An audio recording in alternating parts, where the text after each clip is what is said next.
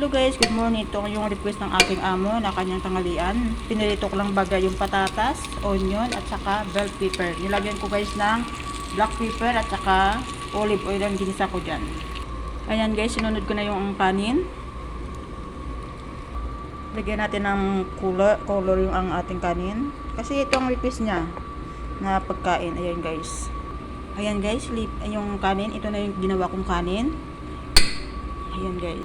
Ayan guys yung ginawa kong kanin at saka salipin na rin natin yung ginawa kong chicken. Ito na guys ang ating chicken.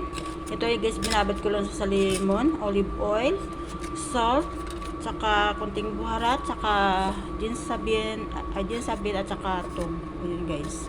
Ngayon gagawin ko naman dito ay nasa ilalim na yung apoy ng ating oven. Ngayon gagawin ko naman ay sa itaas at saka ilalim, papantay ko na guys para mag brown itong ating chicken sa ibabaw.